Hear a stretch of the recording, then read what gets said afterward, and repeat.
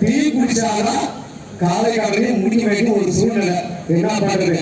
அதே என்ன கடை பார்த்து ரொம்ப நாளா ஆளவே காணோம்.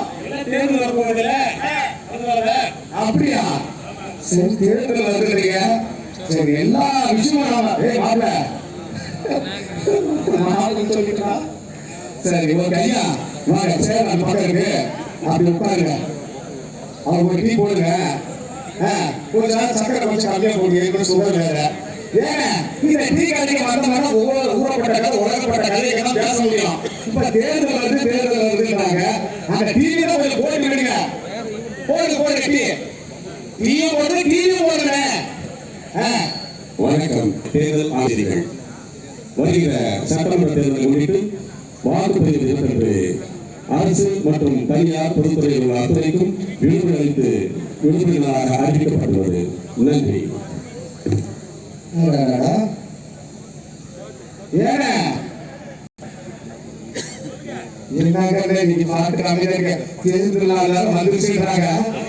ஓட்டு எப்ப போடுறது, என்ன ஏது, எப்படி ஒண்ணு எனக்கு விளக்கவே இல்லை. நம்ம என்ன ஆட்ட கண்டமா அழகா கண்டமா சொல்லி பார்க்கலாம். ஏற்கனவே நம்ம முதல் போட்டா ஓட்டு போட்டோம். இப்ப எப்படி போட்டோம், என்ன ஏற்கனவே ஒன்றும் தெரியல. சொன்னாதான் எங்களுக்கு தெரியும். அப்படியாப்பா? நானும் காலையில டீ குடிக்க வந்தது நல்லதா போயிடுச்சு.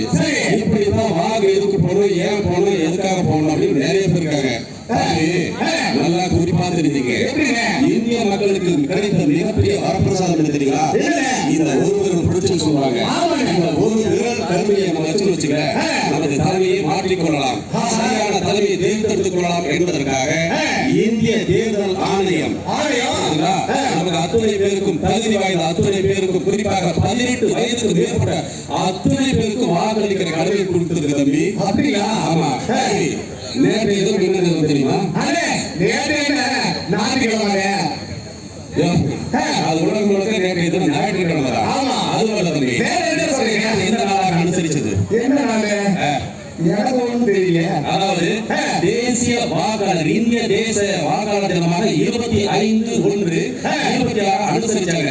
அதன் நிமித்தமாகத்தான் மாவட்ட தேர்தல் அலுவலர் மற்றும் மாவட்ட ஆட்சியர்கள் இது போல மக்கள் கூடுதலிலே குறிப்பாக 77வது குடியரசு தினத்தை கொண்டாடி கொண்டிருக்கிற இந்த தினத்திலே, அதாவது வந்தே மாதரம் இயற்றிய 50வது ஆண்டு பொன்விழா கொண்டாடி கொண்டிருக்கிற இந்த நேரத்திலே இந்த குடியரசு தினத்தன்று இந்த வாக்காளர் தினத்தை பற்றி அவசியம் எடுத்துரைக்க வேண்டும் என்பதற்காக மாவட்ட ஆட்சியர்கள் ஏற்பாடு செய்திருக்காங்க.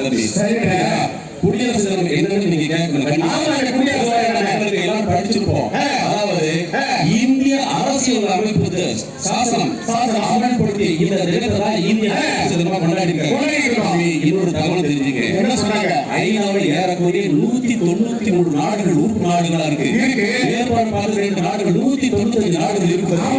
இருந்தாலும் நம்மளை ஆள வேண்டும் என்பது நிறைய நாடுகளுக்கு இந்த வாக்குரிமை இல்லவே இல்லை.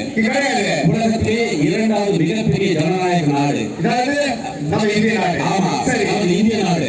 இந்த இந்திய நாட்டுல நம்ம யார் ஆள போகணும், நாம் எப்படி ஆள போகணும் அப்படிங்கறத இந்த தேர்தல் தான் தீர்மானிக்க போகுது. அதனால தம்பி அவசியம் 18 வயதுக்கு நிரம்பிய அத்துணை பேரும் தவறாமல் ஆண்டைய தினம் வாக்குறுதி செலுத்துறது.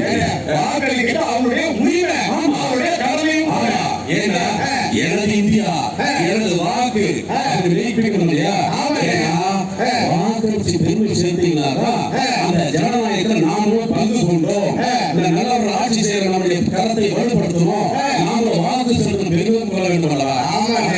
அவசியம் தவறாமல் 18 வயது நிரம்பிய ஆணோ பெண்ணோ நாட்டு பாலின அத்துணை பேரும் இந்திய அரசாங்கம் அங்கீகரிக்கப்பட்ட இந்திய குடியுரிமை உள்ள அத்துணை பேரும் கண்டிப்பாக வாக்களிக்கணும் தம்பி.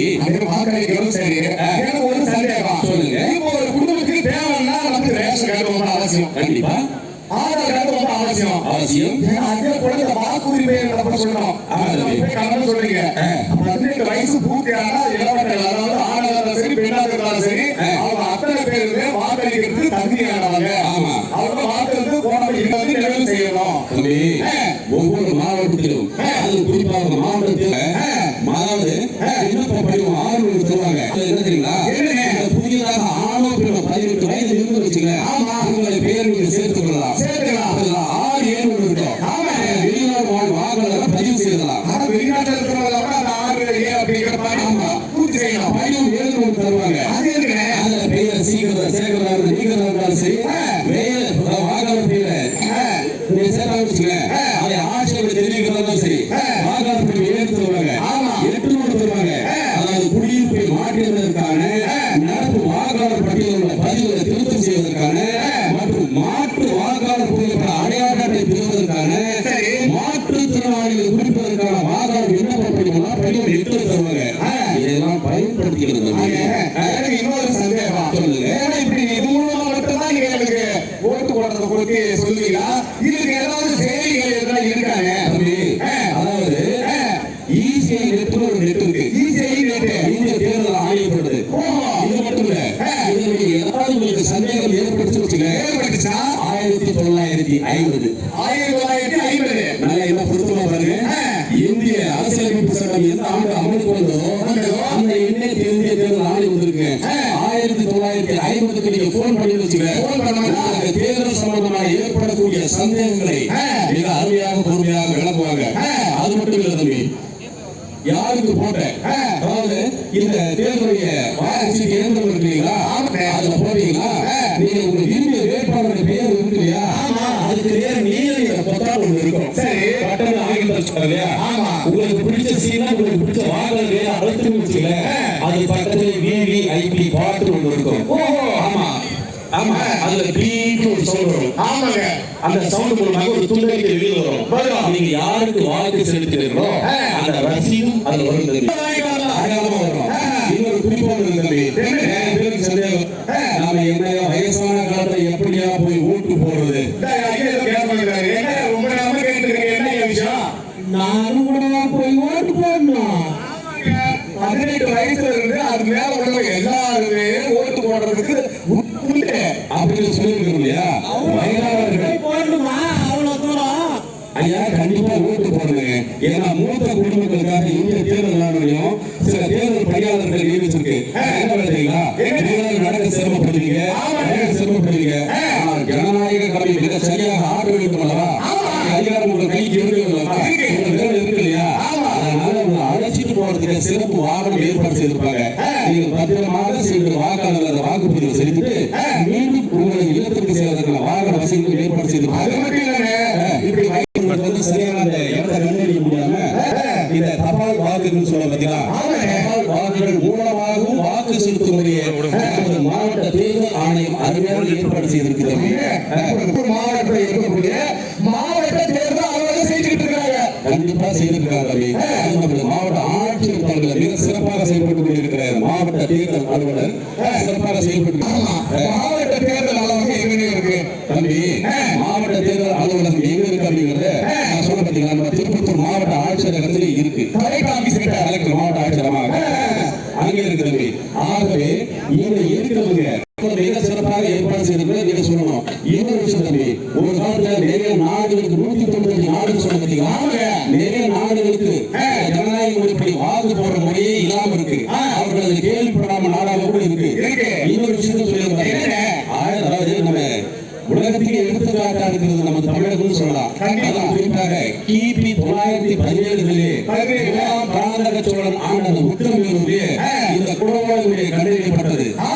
இன்னும் சொல்லுவாங்க, விவசாயத்திற்காக கரிகாலன் கட்டாது அந்த கரிகாலனை கூட ஒரு யானையின் மூலமாகத்தான் அது சாலை போய் ஒரு மாயை கொடுத்து யார் நம்மளை ஆளக்கூடியவர்கள் சொல்லிட்டு மாயை கொடுத்து தேர்ந்தெடுக்கப்பட்ட கரிகாலன் சொல்லுவாங்க. குடவாளம் 1917 கிபி 917 இருக்கிறது. அதனால இது பண்டைய உலகத்திற்கே நம்ம எடுத்துக்காட்டாக. ஆகவே உலகத்திற்கு நாம் மீண்டும் ஜனநாயகத்தை மிகப்பெரிய 2வது வளர்ச்சி நாடு அப்படி காரணம்னா கல்வி வாய்ந்த அத்துணை பேரும் தவறாமல் வாக்களிப்போம். அதனால என்ன சொல்றாங்கன்னா,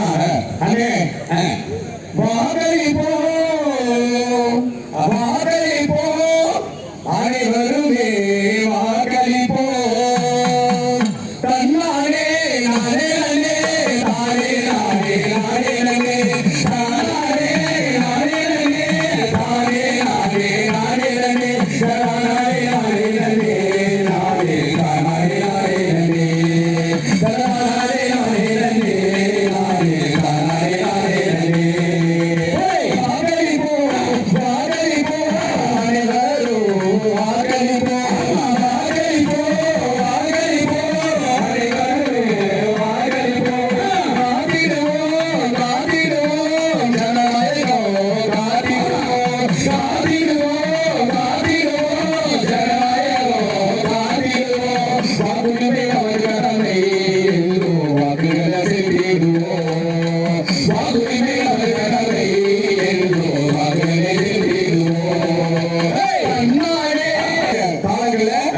வாக்குரிமை நம்முடைய கடமை, நம்முடைய உரிமை.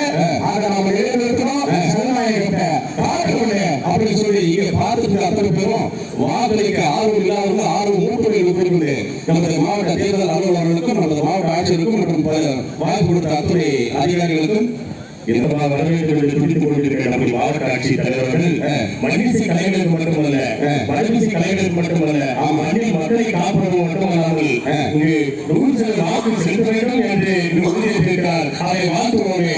வாழ்த்துக்கள், வணக்கங்கள், நன்றிகள். கடமை மட்டுமல்ல, நமது